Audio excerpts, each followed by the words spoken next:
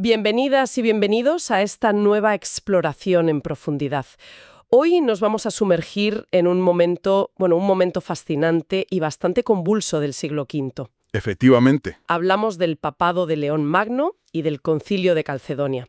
Tenemos aquí sobre la mesa varios textos históricos, también teológicos, que nos abren una ventana a esa época. Son un poco las piezas con las que vamos a intentar reconstruir el puzzle, ¿no? Exacto. Y nuestro objetivo hoy es entender no solo qué pasó, que también, sino por qué sigue resonando hoy en día. Vamos a analizar el contexto de crisis imperial, que era tremendo. Tremendo. Los debates intensísimos sobre quién era Jesús, el papel, yo diría que decisivo, de León, y cómo una definición teológica de hace 1600 años sigue marcando a millones de personas. ¿Nos ponemos a ello? Sin duda. Es que, como dices, no hablamos solo de teología abstracta, ni mucho menos. Es una historia donde se cruzan la fe, el poder, un poder imperial en clara decadencia, Sí. y la filosofía griega. Todo esto en un momento en que el Imperio Romano de Occidente, se tambaleaba peligrosamente, y la Iglesia a su vez buscaba definir su identidad más profunda. Y León emerge justo ahí, ¿no? En medio de ese torbellino. Justo en medio de ese torbellino. Vale, pues pongamos el foco precisamente en ese torbellino, mediados del siglo V. Los textos pintan un cuadro de desintegración, ¿verdad? Totalmente. A ver, el Imperio Romano de Occidente estaba bajo una presión enorme. Por un lado, pueblos como los hunos de Atila, los vándalos, las estructuras políticas, las militares, se estaban viniendo abajo. Un caos. Un auténtico caos. Y en paralelo, la Iglesia tampoco era un remanso de paz. Había profundas divisiones doctrinales, especialmente sobre cómo entender la divinidad y la humanidad de Cristo. Y la corriente que más preocupaba en ese preciso instante era el monofisismo. El monofisismo. Quizá deberíamos recordar brevemente qué defendía. Pues, en esencia, sostenía que en Cristo, después de la encarnación, había una sola naturaleza. Mono, una, physis, naturaleza. Exacto, monophysis. Una sola naturaleza, la divina, que según ellos habría como absorbido o anulado la humana. Claro. Y esto, claro, tenía unas implicaciones enormes para la doctrina de la salvación, porque si Cristo no era plenamente humano, ¿cómo podía redimir a la humanidad? Era un problema grave. Y los documentos que manejamos, no lo presentan solo como una figura espiritual, le dan un peso político innegable. Exacto. Es fascinante ver cómo su figura va más allá de lo puramente eclesiástico. Su famoso encuentro con Atila, por ejemplo, en Manto en 452. Sí, que se dice que le disuadió de marchar sobre Roma. Bueno, las fuentes lo cuentan así, sí. O su intervención durante el saqueo de Roma por los vándalos de Gensérico en 455, donde intentó al menos limitar la violencia. Todo esto lo convirtió, según relatan las crónicas de la época, en un defensor civitatis. Un protector de la ciudad. Eso es, un protector ante el vacío de poder imperial que era cada vez más evidente. Y esa capacidad suya de actuar con autoridad en lo político, ¿cómo se conectaba con su visión de la autoridad papal en lo doctrinal? Porque los textos subrayan mucho este punto, ¿verdad? Es que es una conexión clave en León. Para él, esa autoridad no era solo circunstancial o política. Argumentaba con mucha fuerza basándose en las Escrituras, citaba a menudo, por ejemplo, el pasaje de Lucas 22:32, donde Jesús le dice a Pedro, confirma a tus hermanos. Ajá. Argumentaba que el obispo de Roma, como sucesor de Pedro, tenía una responsabilidad única, una autoridad especial para guardar y enseñar la fe verdadera. Y fundamentaba la primacía de Roma en Pedro y Pablo, ¿no? Exacto, en el martirio de los apóstoles Pedro y Pablo allí. No era solo teoría para él, Escogió sus acciones de forma muy directa en las controversias doctrinales de su tiempo. Y eso nos lleva directos a uno de los documentos clave que mencionan nuestras fuentes, el Tomus ad Flavianum. Suena importante. Lo fue, y mucho, muchísimo. Fue una carta doctrinal que León envió en el año 449 a Flaviano, que era el patriarca de Constantinopla. ¿Vale? Y en ella exponía de manera muy clara y muy contundente la posición de Roma sobre la naturaleza de Cristo, precisamente para contrarrestar el monofisismo que comentábamos. ¿Y qué decía exactamente? ¿Cuál era, digamos, el núcleo de su argumento en esa carta? Pues León afirmaba, y con una precisión bastante notable para la época, que Cristo es una sola persona. ¿Una persona? Sí, la segunda persona de la Trinidad. Pero, y aquí está la clave, que en esa única persona subsisten dos naturalezas completas. Divina y humana. divina y humana, cada una con sus propiedades intactas, o sea, verdadero Dios y verdadero hombre. Y, crucialmente, añadía que estas dos naturalezas están unidas sin confusión, sin cambio, sin división, sin separación. ¿Esa fórmula es famosa? Famosísima. Intentaba cerrar la puerta tanto al monofisismo, que las confundía o mezclaba, como a interpretaciones anteriores como las que se atribuían a Nestorio. Nestorio, al que se acusaba justo de lo contrario, ¿no? De separar demasiado las naturalezas. Justo.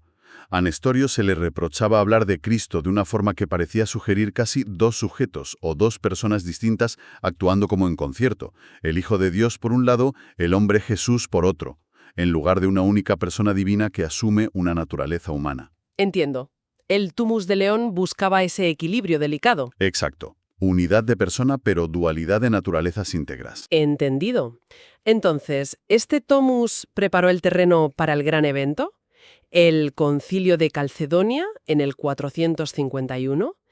Los textos lo presentan como la respuesta definitiva al monofisismo de Eutiques. Así es. Eutiques era un monje de Constantinopla y era el principal exponente del monofisismo en ese momento. Sus ideas habían ganado cierto apoyo, fíjate, incluso en un concilio previo en Éfeso.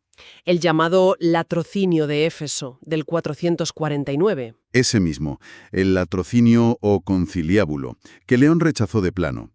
Calcedonia se convocó precisamente para zanjar esta cuestión de una vez por todas y reafirmar la doctrina que León ya había expuesto en su Tomus. Era necesario, era urgente, clarificar cómo Cristo podía ser ese puente entre Dios y la humanidad. Y fue un concilio enorme, ¿no? Los documentos hablan de más de 500 obispos reunidos. El Tomus de León debió de causar un gran impacto allí. Según las actas del concilio, desde luego que sí, se leyó públicamente en una de las sesiones y fue recibido con una aclamación que se ha hecho célebre. Pedro ha hablado por boca de León. Vaya frase. Potente, ¿verdad? Esto no significa que todos estuvieran de acuerdo inmediatamente en todo, ¿eh? Hubo debates intensos, discusiones.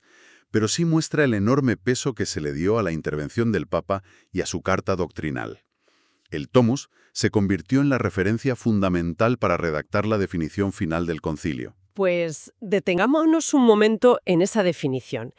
Los análisis que tenemos la desmenuzan con mucho cuidado. Podemos resaltar los puntos absolutamente esenciales. ¿Qué es lo que intentaban blindar con ese lenguaje tan preciso, casi milimétrico? Lo fascinante aquí, y es algo que los textos resaltan mucho, es esa búsqueda casi obsesiva de la precisión terminológica. Querían navegar entre posturas opuestas, evitar ambigüedades, intentaron crear una fórmula que nadie pudiera malinterpretar fácilmente. A ver, los pilares serían, primero, una sola persona o hipóstasis. Reafirman que Jesucristo es uno solo, el Hijo de Dios, el Verbo eterno. Esto era crucial contra cualquier sombra de nestorianismo que pudiera dividir a Cristo. Vale, unidad de persona clarísima. Segundo punto. Segundo, dos naturalezas. Se afirma sin ambajes, sin rodeos, que en esa única persona concurren dos naturalezas perfectas, la divina y la humana. Y ojo, la humana con alma racional y cuerpo. Cada una completa y sin menoscabo. Esto golpeaba directamente al monofisismo de Eutiques. Entiendo, afirman la integridad total de ambas. ¿Qué más? Tercero, consustancialidad. Es un término técnico pero vital. Dicen que Cristo es consustancial, o sea, de la misma sustancia, de la misma esencia que el Padre según la divinidad. Como el credo de Nicea. Exacto, y a la vez consustancial a nosotros según la humanidad. En todo semejante a nosotros, excepto en el pecado. Esto refuerza tanto la plena divinidad como la plena humanidad. Muy claro. Y llegamos a los famosos adverbios que ya mencionabas del Tomus. Exacto. Cuarto punto. Los 4 adverbios. Quizá la parte más citada y más famosa de la definición. La unión de las dos naturalezas en la única persona de Cristo se da, dice la definición, sin confusión, sin cambio, sin división, sin separación. Cada uno con un objetivo. Cada uno es un misil teológico. Sin confusión y sin cambio, van directos contra Eutiques y el monofisismo. Sin división y sin separación, van contra Nestorio y sus seguidores. Buscan preservar el misterio de la unión sin sacrificar ni la unidad de la persona, ni la distinción e integridad de cada naturaleza. Insisten mucho en que la unión no anula las propiedades de cada una. Impresionante la densidad de significado en tan pocas palabras. Es casi quirúrgico. Y mencionaste antes algo sobre María. ¿Cómo encaja ella en todo esto? Correcto. Quinto punto, podríamos decir. Confirmación implícita de la Theotokos. Al definir a Cristo como una única persona divina desde la concepción, el concilio, de forma implícita, ratifica que María, su madre, puede y debe ser llamada Theotokos. Madre de Dios. Madre de Dios.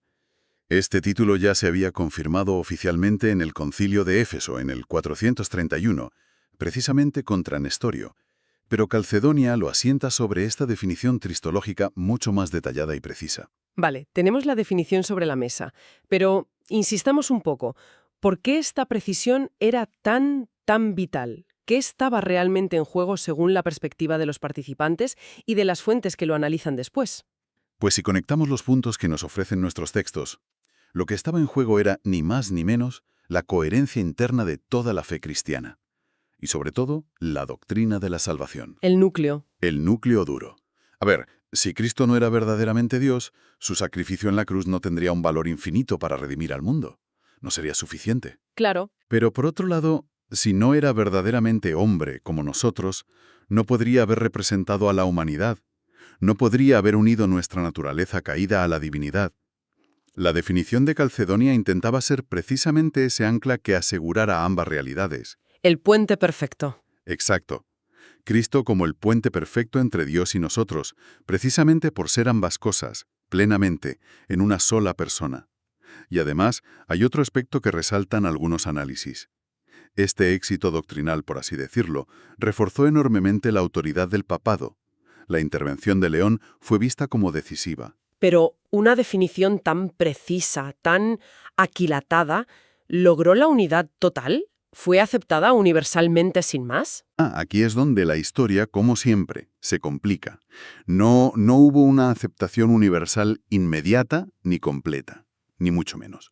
Si bien Calcedonia se convirtió en la ortodoxia, la norma para Roma y Constantinopla, y por tanto para la mayor parte del cristianismo dentro del Imperio Romano, pero hubo importantes comunidades cristianas, especialmente en Egipto, lo que hoy conocemos como la Iglesia copta, en Siria, parte de la Iglesia siríaca, y también en Armenia, que la rechazaron. La rechazaron. ¿Y por qué? ¿Qué problema le veían a la definición de Calcedonia? Pues para estas comunidades, a las que hoy a menudo llamamos ortodoxas orientales o no calcedonianas, la fórmula de las dos naturalezas les sonaba demasiado cercana al nestorianismo. Al otro extremo, que querían evitar. Exacto.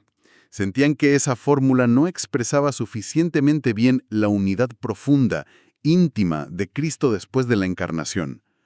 Ellos preferían hablar de una naturaleza encarnada del Verbo de Dios, una fórmula que venía de San Cirilo de Alejandría, una figura muy respetada por todos, pero que ellos interpretaban de una manera diferente a como lo hicieron los padres de Calcedonia. Y eso llevó a una ruptura. Eso llevó a un cisma, sí, una separación muy dolorosa que, en gran medida, lamentablemente, perdura hasta hoy. Las fuentes sugieren que no fueron solo diferencias teológicas puras y duras, ¿eh? Había más factores. Claro. Factores culturales, lingüísticos. Piensa en la dificultad de traducir términos filosóficos griegos tan complejos como physis, naturaleza, e hipóstasis, persona, a otras lenguas como el copto, el siríaco, el armenio. Y también factores políticos sin duda. Todo jugó un papel en esta división. Es un recordatorio importante de que las definiciones doctrinales, aunque busquen la unidad, a veces, paradójicamente, pueden generar nuevas divisiones. Pero bueno, a pesar de esto, los textos que manejamos sí enmarcan a León y a Calcedonia como un punto de inflexión fundamental para el cristianismo mayoritario, tanto el católico como el ortodoxo bizantino. Absolutamente. León no es presentado solo como un teólogo de despacho, digamos, sino como un pastor que se esforzaba por comunicar estas ideas tan complejas. Sus sermones sobre la encarnación, por ejemplo, que nos han llegado, son famosos por intentar hacer accesible el misterio de la fe al pueblo llano. Una labor pastoral importante. Muy importante. Y Calcedonia, inspirada en gran parte por su Tomus, como decíamos, proporcionó el lenguaje y los conceptos que dominarían la cristología durante siglos. Se convirtió en la piedra de toque en el criterio de la ortodoxia para distinguir lo que se consideraba la fe apostólica de las interpretaciones que se veían como heréticas. La fórmula verdadero Dios y verdadero hombre, aunque ya existía antes, quedó como sellada en la conciencia cristiana a partir de Calcedonia. Entonces, si tuviéramos que recapitular un poco lo que hemos extraído de nuestras fuentes sobre León Magno y Calcedonia, emerge la figura de un líder fuerte, ¿no?, en un tiempo de caos absoluto que afirmó la autoridad de Roma tanto en lo político como en lo doctrinal. Y por otro lado, un concilio que intentó encapsular en palabras un misterio central de la fe, con un impacto que, como decías, aún sentimos. Exacto. Los puntos clave que resaltan los análisis son esa intrincada relación entre la crisis histórica, la desintegración del imperio y la necesidad de precisión teológica para definir la fe. También, por supuesto, el papel crucial del Tomus, de León como guía. Y, cómo no, el lenguaje equilibrado, casi funambulista, de la definición de Calcedonia, con esos 4 adverbios famosos buscando salvaguardar la doble realidad de Cristo en su unidad personal. La aclamación esa Pedro ha hablado por boca de León, que recogen las actas, realmente captura el peso que se le dio a su intervención en aquel momento histórico, y la definición misma, un solo y mismo Cristo, reconocido en 2 naturalezas, sin confusión, sin cambio, sin división, sin separación, se estableció como un pilar fundamental. Y esto, fíjate, nos muestra algo interesante sobre la propia naturaleza de las definiciones doctrinales en la historia de la Iglesia. Son intentos humanos, claro está, enraizados en la fe de la comunidad y en la tradición. Sí. Intentos de articular misterios que, en última instancia, quizás superan nuestra comprensión plena. Son como hitos en un diálogo continuo con la revelación, con el depósito de la fe. Muy interesante esa perspectiva. Y para cerrar, una reflexión que quizás nos dejan estas lecturas. Mencionamos antes la dolorosa ruptura con las iglesias no calcedonianas, Sí, un tema complejo. en cómo entendían ellas esa unidad de Cristo y en las razones teológicas, pero también culturales y políticas específicas de su rechazo a Calcedonia. Quizás eso nos ofrecería una comprensión todavía más rica, más matizada, de esta compleja historia y de sus ecos en el presente. Una historia que, como vemos, sigue abierta y dialogando con nosotros.